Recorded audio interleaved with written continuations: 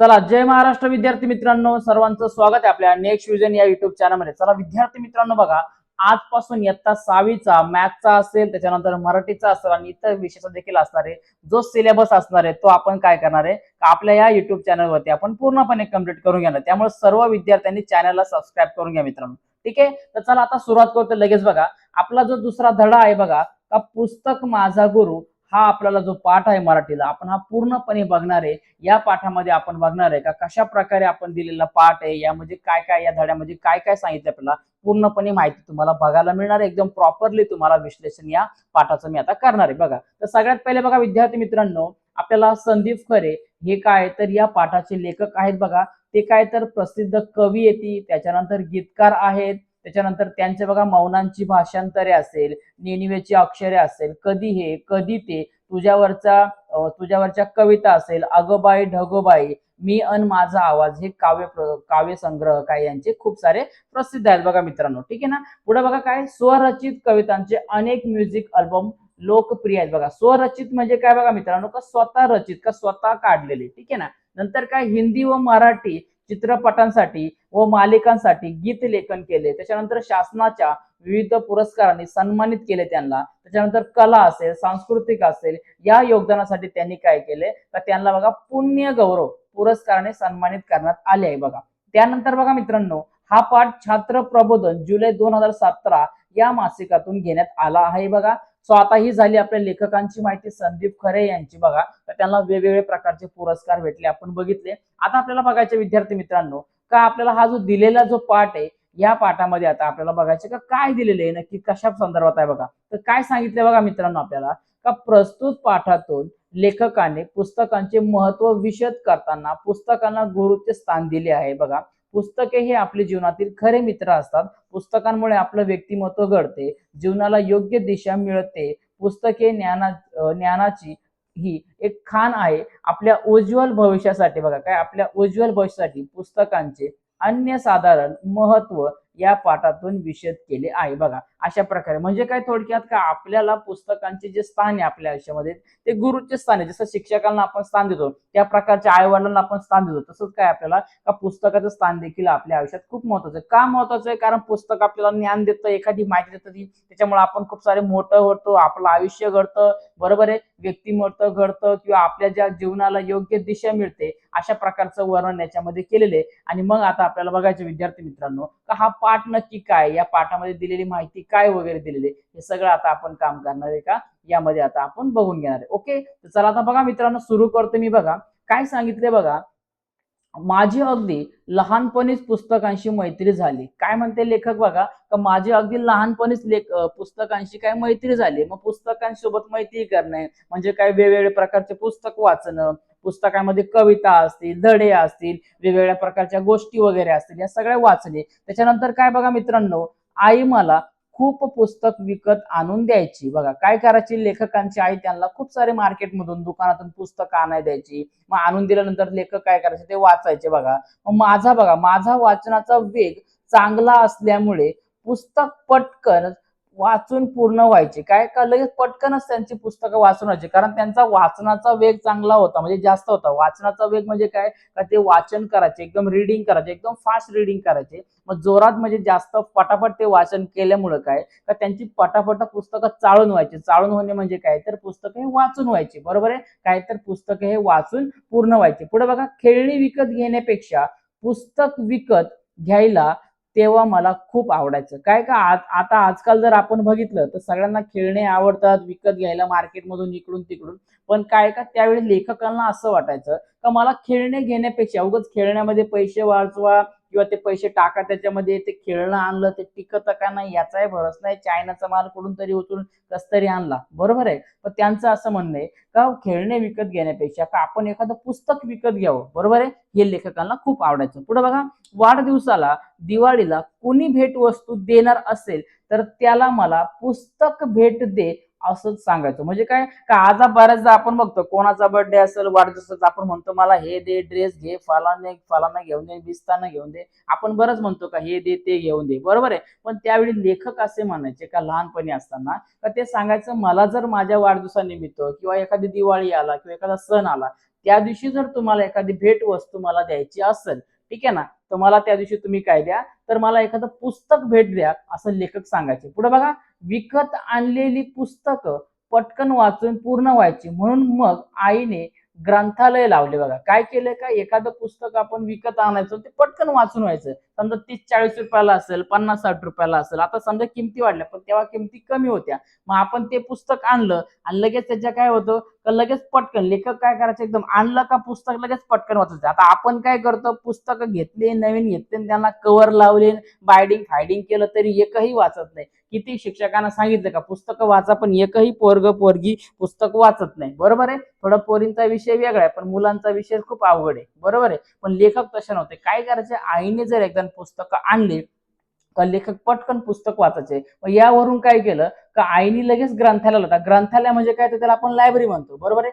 ग्रंथालय म्हणजे काय, त्याला आपण लायब्ररी म्हणतो. मग लायब्ररी का लावली त्यांना, कारण लायब्ररीमध्ये असं असतं का तिथं खूप सारे पुस्तकं असतात. आपण त्यांचं काय असेल ते महिन्याचं 50-60 रुपये किंवा 100-200 काय त्यांना पेड करायचे आणि तिथं लागल तेवढे आपण दिवसातून कितीही वेळ बसून आपण पुस्तके वाचन करू शकतो. म्हणून काय का लेखकांच्या आईने काय लेखकाला ग्रंथालय लावून दिले. पुढे बघा, ग्रंथालयातून आठवड्याला 2च पुस्तकं मिळायची. आता बघा इथं नियम दिलेला वेगळा दिला. आता आम्ही बघतो का आता बऱ्याच वेळा आपण दुसरीकडे जर लायब्ररी बघतो खूप सारे पुस्तकं भेटतात. बरोबर आहे. पण आता त्या काळात असं होतं का आठवड्याला 2च पुस्तके मिळायची. बघा काय, आठवड्याला फक्त 2च पुस्तके मिळायची, अशी ग्रंथालयाची कंडिशन होती. बघा पुढे काय, का पहिल्या 2-3 दिवसातच पुस्तकं वाचून व्हायची. काय का 2-3च पुस्तकं द्यायचे, पण तिथं काय करायचे का लेखक हे ते पुस्तकं 2-3 दिवसामध्ये पूर्ण वाचून जायचे. मग अशा वेळी आई खूप वैतागायची. काय कंटाळा यायचा आईला, खूप कंटाळा यायचा, वैतागायची. बरोबर आहे ना, कारण लगेच पुस्तकं वाचून व्हायचे. मग काय झालं पुढे बघा, एकदा तर आईने चक्क रद्दीतून किलोवर पुस्तकं विकत आणली. आता आपण हे काम करतो, काय उन्हाळ्याच्या सुट्टी लागला का लगेच सेकंड हँड पुस्तकं रद्दीला वगैरे विकून टाकतो. बरोबर आहे. मग अशा प्रकारे पुस्तकं काय केले होते का लेखकांच्या आईने रद्दीवर किलोवर पुस्तकं आणली होती. पण माझं सरळला चांगलं मित्रांनो लक्षात घ्या, का जर तुमच्याकडे बघा काय, जर तुमच्याकडे पुस्तकं वगैरे असतील तर तुम्ही ते पुस्तकं काम करा, का तुम्ही रद्दीला देऊ नका. ते पुस्तकं सरळ तुमच्याकडे काम करा. जे गरजू विद्यार्थी असतील, तुमचे मित्रमैत्रिणी असतील, मागच्या वर्गात असतील, त्यांना तुम्ही देऊन टाका. ठीक आहे ना. पुढे बघा काय, का रद्दीतून किलोवर पुस्तक विकत आणले आणि माझ्या समोर ठेवली. लहानपणीच माझ्यावर पुस्तकांचा असा वर्षाव झाला. काय झाला, वर्षाव झाला म्हणजे काय म्हणतो आपण, पाऊस पडतो का बाबा, खूप सारे एखादी वस्तू मिळणे म्हणजे काय, का अशा प्रकारे लेखकांना आवड होती का त्यांना खेळण्यापासून ते दूर होते, का त्यांना वाटायचं खेळणी घेण्यापेक्षा पुस्तकं घेणे, वाढदिवस असेल, दिवाळी असेल, ते काय करायचे, पुस्तकं भेट मागायचे. मग आई त्यांना पुस्तक आणून द्यायची, ते लगेच वाचून व्हायचे. मग आईने काय केलं, ग्रंथालय लावलं. मग ग्रंथालयामध्ये फक्त 2च पुस्तकं होते. बरोबर आहे. मग काय केलं, 2 पुस्तकं व्हायचे म्हणून आठवड्याला ग्रंथालयामध्ये फक्त 2च पुस्तकं भेटायची. मग ते लगेच वाचून व्हायचे. मग आईने काय केलं, तर रद्दीतून किलोभर पुस्तकं आणली लेखकाला, ते दिले आणि अशा प्रकारे लेखकांचा एक वाचनाचा प्रवास हा तिथून सुरू झाला. का लहानपणी त्यांना पुस्तके मिळायला लागली. बघा इथं दिसतंय आपल्याला लेखक दाखवले, त्यांची आई दाखवले, त्यांना खूप सारे असे पुस्तके त्यांची लेखकांची आई लेखकांना देताना आपल्याला दिसतंय. बघा पुढे बघा विद्यार्थी मित्रांनो, पुढे काय झालं बघा रे, तर हळूहळू बघा काय, हळूहळू पुस्तकच माझे गुरु बनले. काय, पुस्तकच माझे गुरु बोलले. आपण शिक्षक म्हणजे शिक्षक असतील किंवा इतर कोणी असेल तुम्हाला सुविचार सांगतात का शिक्षक हेच गुरु. बरोबर आहे. का, कारण शिक्षक म्हणजे काय, का शिक्षकांप्रमाणेच पुस्तकही आपल्याला काय करतो, का चांगला मार्ग दाखवतो. आपल्याला आयुष्यात काय करायचंय, काय नाही करायचं, सगळ्या गोष्टीचं मार्गदर्शन हे पुस्तक देतं. म्हणून काय, हळूहळू पुस्तकच माझे गुरु बनले. पुढे बघा, हे कधी आणि कसं घडत गेलं ते कळलंच नाही. बघा पुढे काय, बघा चौथीला असताना मला पहिली कविता सुचली, ती सगळ्यांना खूप आवडली. बघा काय झालं, का पुस्तकांसोबत वाचन करता करता लेखकांनी काय पुस्तकांना गुरुच मानून घेतले किंवा गुरुच बनले. आणि ते जेव्हा चौथीला होते, काय लेखक चौथीला होते, त्यांनी तेव्हा पहिली कविता सुचली. बघा कधी सुचली, त्या चौथीला असताना लेखकांना पहिली कविता सुचली आणि ती सगळ्यांना खूप सारी आवडली. त्यानंतर बघा काय झालं, तेव्हा त्यात मला बक्षीस देखील मिळालं होतं. बघा काय, लेखकांनी पहिली कविता चौथीला असताना, इयत्ता चौथीला असताना केली, तर त्यांना ती कविता ही इतरांना खूप आवडली. म्हणजे शिक्षक असतील, मित्रमैत्रिणी असतील वर्गातले, त्यांना खूप आवडली. मग काय झालं, का त्यांना त्या पहिल्यांदा कविता केली आणि त्यात त्यांना बक्षीस देखील मिळालं. पण बघा हळूहळू शब्दांशी दोस्ती झाली. काय शब्दांची दोस्ती म्हणजे काय, मैत्री झाली. काय एकदम आपण कसं मित्राप्रमाणे एकदम छान प्रकारे बोलतो, तसं मित्रासोबत काय चाललंय, काय झालं, हे ते वगैरे, तसं शब्दांची दोस्ती झाली. म्हणजे काय, वेळेवरती शब्द त्यांना आठवायला लागले, वेळेवरती तोंडातून किंवा आपण डोक्याने म्हणतो का विचार करायला लागलो, कविता लिहायला लागले, त्यामध्ये एखादा शब्द हा परफेक्ट वेळेवरती त्यांना आठवायला लागला. पुढे बघा, मी कविता लिहू लागलो.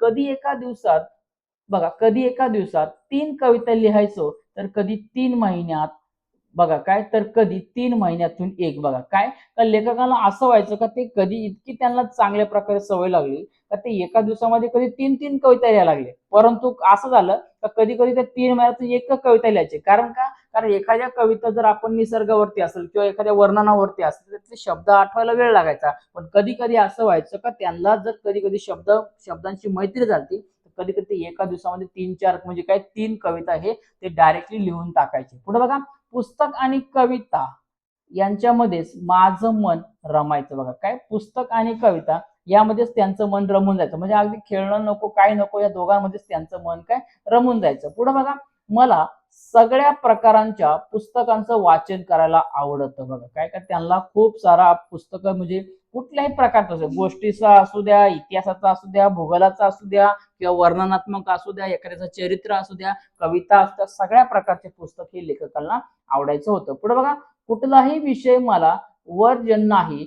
कवीनं मला कवितांचं वाचाव्यात असं नाही, तर त्याने सामाजिक पुस्तक असेल, कादंबरी असेल, कथा असेल, आत्मचरित्र असेल, ललित असेल, असं सगळ्या प्रकारचं वाचन करावं. बघा काय, का कुठल्याही विषयाचं मला काय वर्ज्य नाही. बरोबर आहे का? म्हणजे असं काही नाही का मला एखाद्याचं आवड किंवा हेच पुस्तक पाहिजे किंवा नुसतं मी तेच वापरणं, असं काही नाही. का ते सगळ्या प्रकारचे वाचायचं. मग ते कविता असू द्या, नंतर सामाजिक असू द्या, नंतर कादंबरी असू द्या, नंतर कथा असू द्या, आत्मचरित्र, ललित असू द्या, अशा सगळ्या प्रकारच्या पुस्तकाचे काय करायचे, लेखक वाचन करायचे. पुढे बघा, वाचनामुळे शब्दांची मैत्री होते. शब्दांसारखे शब्द हे किती वेगवेगळ्या प्रकारचे भाषेमधून असू शकतात हे वाचनातून समजते. काय का शब्द हे प्रत्येक शब्द हे वेगवेगळे असतात. प्रत्येक शब्दाचा अर्थ, उच्चार वेगळा असतो. हे आपल्याला कधी कळतं, हे फक्त आणि फक्त आपल्याला वाचनातून समजतं. पुढे बघा, हे वेगवेगळ्या लेखकांच्या लेखनातून उमजत जातं. काय का प्रत्येकाची लेखकांची लेखणी ही वेगळी आहे. प्रत्येक शब्दाचा अर्थ वेगळा आहे. त्यांनी घेतलेला जो चरित्र आहे किंवा एखादा प्रसंग आहे त्यावरती वापरलेला शब्द हा वेगवेगळा आहे. म्हणून लेखक म्हणताय वेगवेगळ्या लेखकांच्या लेखनातून उमजत जातं. पुढे बघा, आपण सुरुवातीच्या काळात शब्दाला एकच बाजूने बघत असतो, त्याला आपल्याला चौफेर बघता आलं पाहिजे. बघा, हे आपल्याला तेव्हाच जमतं जेव्हा शब्दांचा लळा लागतो. काय का आपण बऱ्याचदा शब्दाला फक्त एकाच बाजूने बघतो. समजा शिक्षकांनी तुम्हाला मारलं, थोडं बोललं, त्याने दाटलं किंवा तुम्हाला काय गोष्टी समजून सांगितल्या प्रेमाने, तर आपण कधी कधी वाटतं का नुसतं शिक्षकाने आपल्याला ओरडलं, पण आपण त्यांच्या दोन्ही बाजूनी विचार केला पाहिजे ना, चारही बाजूने, चौफेर बाजूनी विचार केला पाहिजे. काय रे आपल्यासाठी चांगलं सांगताय, आपण अभ्यास केला पाहिजे, अभ्यासाची सवय लागली पाहिजे, भविष्यामध्ये आपण मोठं झालं पाहिजे, चांगलं आपल्याला विचार जमले पाहिजे, चांगलं आपण केलं पाहिजे, आपल्या घरच्यांचं, आई वडिलांचं नाव मोठं केलं पाहिजे, असं आपण चौफेर बाजूने विचार केला पाहिजे, असं लेखकांचं म्हणणे. मग हे आपल्याला तेव्हाच समजतं. काय का आपल्याला चौफेर बघता आलं पाहिजे, हे आपल्याला तेव्हाच जमतं जेव्हा शब्दांचा लळा लागतो. काय का एखाद्या शब्दाचा उच्चार आपण चारही बाजूने तेव्हाच बघणार आहे जेव्हा आपल्या शब्दांचा लळा लागतो. लळा लागणे म्हणजे काय, तर आवड लागणे. बरोबर आहे, लळा लागणे म्हणजे काय, आवड लागणे. पुढे बघा, शब्दांवर आपण प्रेम करू लागतो. हे सारं पुस्तकांमुळे साध्य होतं. जर खूप पुस्तक वाचलीत तर शब्दांचे, भाषेचे वेगवेगळे आयाम कळतील. हे आयाम मला हळूहळू समजायला लागल्यामुळेच मी मौनांची भाषांतरे, कधी हे कधी ते, नेनिवेची अक्षरे, तुझ्यावरच्या कविता हे कविता संग्रह लिहू शकलो. काय केलं लेखकांचं म्हणणं काय भाषेचे वेगवेगळे आयाम करतील, म्हणजे काय भाषेचे वेगवेगळे प्रकार करतील का नक्की काय आपल्याला काय म्हणायचे, बरोबर का नाही. मग नक्की नक्की भाषा काय आहे म्हणतो आपण, निसर्गाची भाषा काय आहे, बरोबर. या सगळ्या गोष्टी आपण एकत्र विचार करून काय झालं तर लेखकांना खूप समजायला लागलं का शब्द काय, त्या शब्दाचा अर्थ काय, नक्की शब्द पॉझिटिव्हली म्हटलंय, निगेटिव्हली म्हटलंय, म्हणजे सकारात्मक आहे का नकारात्मक आहे, सगळ्या गोष्टी लेखकांनी समजून घेतल्या. आणि याच वरती लेखकांनी काय केलं का मौनांची भाषांतरे असेल, कधी हे कधी ते, नेनिवेची अक्षरे असतील, तुझ्यावरच्या कविता असतील, हे कविता संग्रह त्यांनी काय केले का लिहू शकलो, म्हणजे काय त्यांनी ते लिहिले. पुढे बघा मित्रांनो, पुस्तकातून खूप लेखकांची आणि कवींशी माझी भेट झाली. नंतर संत कवी, पंत कवी, तंत कवी यांची ओळख झाली. यानंतर अनेक कवींच्या कविता वाचनात आल्या. काय झालं का पुस्तकातून लेखकांचे खूप सारे लेखकांची ओळख झाली, त्यांच्या कवितांची ओळख झाली. त्यानंतर संत कवी असेल, पंत कवी असेल, तंत कवी असेल, या सगळ्यांची काय का वाचनातून लेखकांची ओळख झाली. म्हणजे काय का संतांनी कशा प्रकारे संतवाणी केली आहे, जसं संत तुकाराम झाले, संत ज्ञानेश्वर झाले, एकनाथ महाराज झाले, यांनी कशा प्रकारे आपण म्हणतो का अभंग वगैरे कशा प्रकारे लिहिले, त्यांचे कशा प्रकारे त्यांनी चरित्र लिहिले, यावर त्यांच्या भावना समजल्या. पंत कवी असेल, तंत कवी असेल, सगळ्यांची ओळख झाली. पुढे बघा, या पुस्तकांचं मी जाणीवपूर्वक वाचन केलं.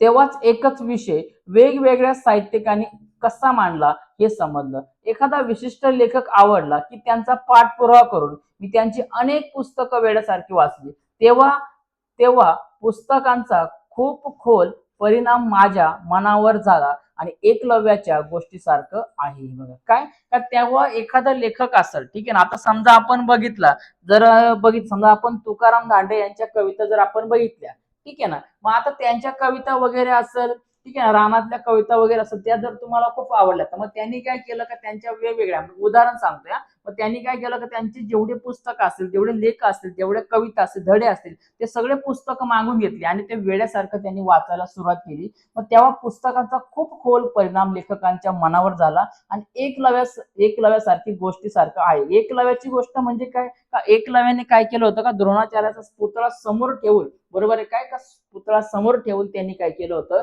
का त्याच्यावरती आपण म्हणतो का विद्या म्हणजे काय एखादं ज्ञान म्हणतो आपण, ते स्वतः कला म्हणतो कौशल्य ते आत्मरित केलं होतं, बरोबर, आत्मसात केलं होतं, म्हणजे त्यांनी स्वतः ते मिळवलं होतं. पुढे बघा, माझे दुसरे गुरु म्हणजे मला आयुष्यात आलेले अनुभव. त्यांचं म्हणणं काय का मला माझ्या आयुष्यात दुसरे गुरु म्हणजे का मला आलेले अनुभव. पुढे काय अनुभव आपल्याला खूप काही शिकून जातात, हे पण बरोबर आहे. दररोज आपण शाळेत जाणं लेट गेलो तर बरोबर कार्यक्रम होतो हे आपल्याला अनुभव शिकवतो, म्हणून आपण लवकर उठतो, बरोबर आहे. अशा प्रकारचे खूप सारे लेखकांना अनुभव आले, कविताच्या माध्यमातून, धड्यातून, एखाद्या लेखकांचे अनुभव असतील, त्यांनी स्वतःच्या जीवनात आलेले अनुभव असतील, हे सगळं त्यांना खूप काही शिकून गेलं. पुढे बघा, आपलं जगणं समृद्ध करतात माझ्या काही कविता, या मला प्रत्यक्ष आलेल्या अनुभवाचे प्रतिबिंब आहे. त्यापैकी एक कविता म्हणजे दमलेल्या बाबांची कहाणी. बघा काय का त्यांना खूप साऱ्या अशा प्रत्यक्षात आलेल्या अनुभवाचे प्रतिबिंब होतं. त्यांच्या काही कविता होत्या, तर एक कविता अशी होती का दमलेल्या बाबाची कहाणी. पुढे बघा, आयुष्यावर बोलू काही, या कार्यक्रमाचे महाराष्ट्रात सतत दौरे सुरू असतात. माझी मुलगी लहान होती तेव्हा दौऱ्यांमुळे मला तिच्यासाठी अजिबात वेळ काढता येत नसे. कार्यक्रमाहून रात्री अपरात्री घरी यायचो तेव्हा माझी चिमुकली झोपलेली असायची. बघा काय का महाराष्ट्रामध्ये बघा काय सतत दौऱ्याचे का आयुष्यावर काहीतरी बोलू म्हणजे आयुष्यावर काय बोलू, काही काहीतरी आपला अनुभव असेल, आपण काय केलं, कशा प्रकारे आवड लागली, हे सगळं महाराष्ट्रामध्ये इतर दौरे असायचे. मग लेखक काय करायचे का वेगवेगळ्या गावी असेल, शहरामध्ये असेल किंवा वेगवेगळ्या ठिकाणी असेल, तिथं त्यांचे कार्यक्रमासाठी जायचे. वेगवेगळ्या विद्यार्थ्यांना असेल, माणसांना, लोकांना काय असेल त्यांना गायडन्स करायचे, मार्गदर्शन करायचे. मग त्यांना रात्रीहून म्हणजे कार्यक्रमाहून गावाला किंवा त्यांच्या घरी यायला खूप उशीर व्हायचा. रात्री अपरात्री ते किती वाजता यायचे, त्यावेळेला त्यांची चिमुकली म्हणजे काय त्यांची चिमुकली मुलगी ही झोपलेली असायची.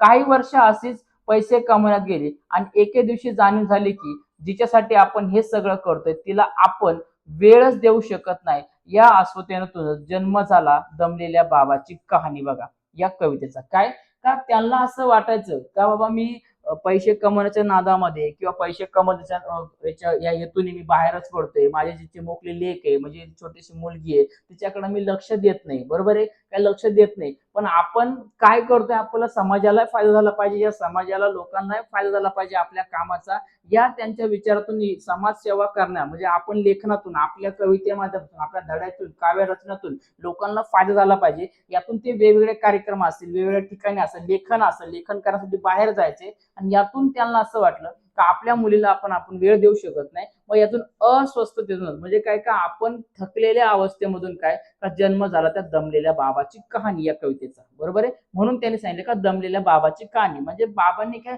मुद्दाम मुलीकडे लक्ष दिलं का, लक्ष न दिलं का, नाही, त्यांनी कामामुळे तिच्याकडे लक्ष देऊ शकत नाही म्हणून यावरती कविता झाली. पुढे बघा, ही कविता ऐकल्यावर बऱ्याच लोकांचे डोळे पाणावलेले असायचे. कार्यक्रम झाल्यावर बरेच लोक भेटायचे व म्हणायचे तुम्ही आमचीच व्यथा मांडली आहे. असंख्य बाबांशी या कवितेत माध्यमातून मी जोडला गेलो, त्यामुळे असे अनुभवच माझ्या कवी मनाचे गुरु आहेत. बघा काय का त्यांनी खूप सारे असे लोक होते का जसं आजही आम्ही काम करतोय आम्हाला शाळा क्लास वगैरे सगळ्या गोष्टी मॅनेज करतात त्यामुळे कधी कधी आम्हालाही वाटतं का आम्ही आमच्या फॅमिलीला घरच्यांना वेळ देऊ शकत नाही मग अशा प्रकारचे जे लोक असतील असे सगळे असंख्य बाबा म्हणजे काय असंख्य पॅरेंट्स असतील का ते त्यांच्यातून जोडले गेले होते आता आपण काम करणारे हा थोडक्यात राहिला आपला पाठ आधार झाला का दमलेल्या बाबांची कहाणी आपण एकदा ऑनलाईन सर्च करून बघूया बरं तुम्हाला भेटेल सगळ्यांना बघा काय शेवटी मी एकच सांगेल ज्यांच्याकडून आपल्याला प्रेरणा विद्या कौशल्य ज्ञान मिळतं ते सर्वच आपले गुरु असतात काय का त्यांचं असं म्हणणे का ज्यांच्याकडून आपल्याला काहीतरी शिकायला मिळेल काहीतरी प्रेरणा मोटिवेशन मिळेल विद्या नॉलेज मिळेल कौशल्य स्किल मिळेल ज्ञान नॉलेज काहीतरी एखादी माहिती मिळेल ते सगळेच आपले गुरु असतात त्यानंतर त्यांच्याबद्दल नेहमीच कृतज्ञता आदर रिस्पेक्ट म्हणतो आपण असावा मी जसं पुस्तकालाच गुरु मानलाय तसंच कदाचित तुमचे गुरु आई वडील असतील दादा ताई असतील शाळेतील शिक्षक असू शकतात त्यांच्याविषयी कायम आदर बाळगा त्यांच्याकडून मार्गदर्शन जरूर मिळवा काय लेखकांचं म्हणणे का जिथून आपल्याला ज्ञान कौशल्य विद्या प्रेरणा मिळते ते आपले गुरु आहे मग आपले आई वडील असतील शाळेतले शिक्षक असतील ताई दादा असतील मोठे व्यक्ती असतील आपल्या आजूबाजूचे नातेवाईक असतील किंवा आजूबाजूला जे कोणी राहणारे व्यक्ती असेल किंवा अजून कोण असेल आपल्याला मार्गदर्शन करणार त्यांचा आपण आदर केला पाहिजे कायम आदर बाळगला पाहिजे कारण त्यांच्याकडून आपण मार्गदर्शन आपल्याला मिळते आणि त्यांच्याकडून जितकं काही एक्स्ट्रा आपल्याला मार्गदर्शन घेता येईल आपण ते मिळवलं पाहिजे पुढे बघा पण स्वतः शिकण्यावर भर द्या स्वतःच नवनवीन गोष्टी प्रयोग असतील त्याच्यानंतर कौशल्य असेल ज्ञान असेल आत्मसात करण्याचा प्रयत्न करा तुमच्या प्रयोगशील